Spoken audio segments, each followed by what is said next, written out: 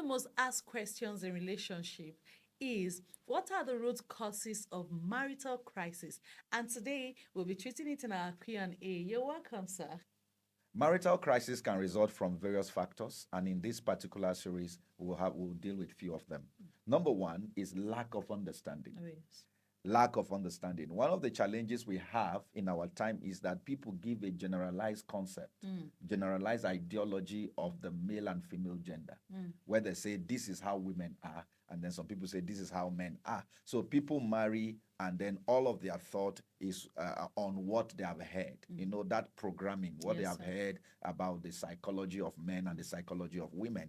But it's not like that. Yes, sir. People differ. Yes, sir. You must come to the point where you take time to understand your own partner. Exactly. This is what people don't do. They just say that women generally nag. But is that a true statement? Every human being has a unique trait. Every human being has a unique trait. And then when you understand this, it helps you to deal with your partner rightly.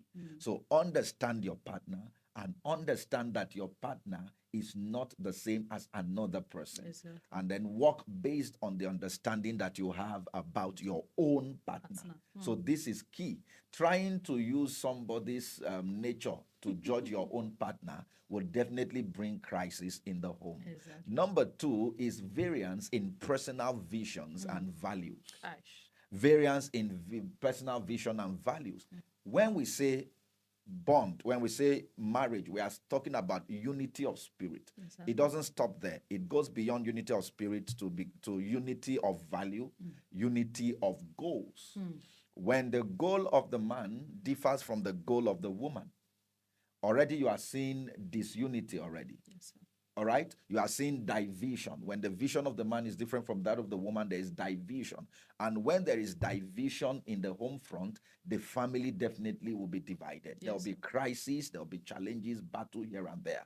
So when there is variance in the vision and the goals and the values of parties involved, there's bound to be crisis. So what do? You ensure that your visions align, your goals align, your values align, if there must not be crisis in the home. Oh, yes. For example, if I am into ministry, God has called me as his child to pastor and of course to nurture people and of course to train people. I need someone in my life who will share in the same vision.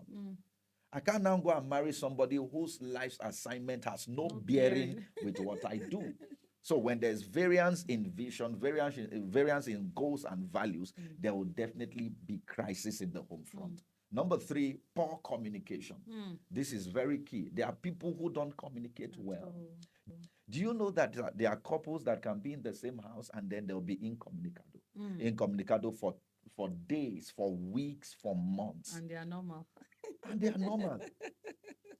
Anytime there's communication breakdown, the marriage must break down. Oh, yes. Let me say that Oh, again. yes. When there's communication breakdown, the marriage must break down.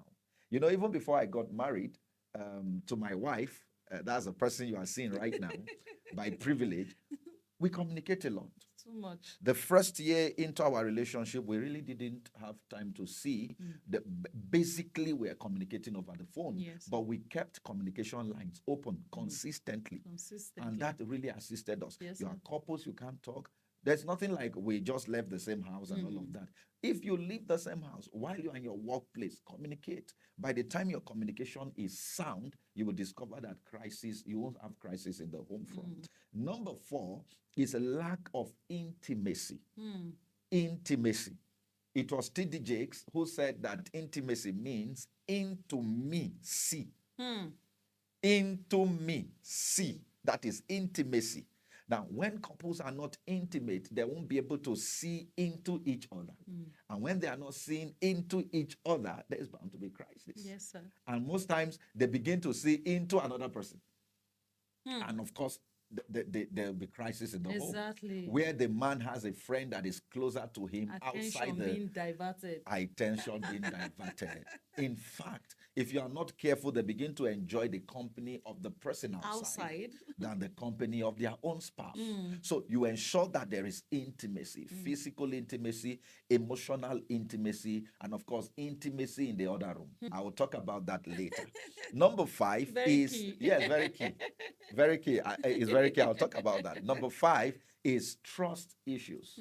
Where there is issue of trust, infidelity, where the man cannot say, this is, I trust my wife 100%, the woman cannot say the same, there's going to be issues. Yes, sir. All right? Where there's issue of dishonesty, there's issue of irreliability, definitely there'll be marital crisis. How do you stay with a man that you don't trust?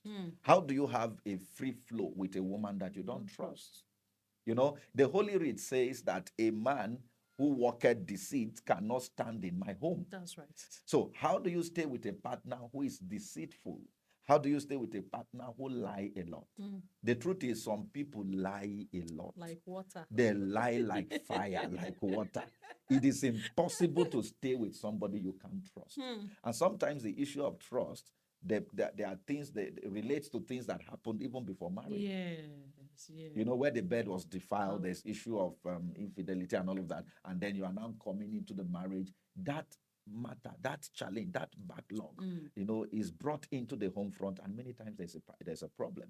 So trust issues. What do? You ensure that you talk to each other.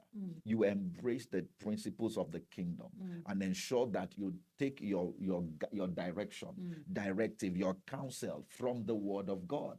It will help you to trust one another.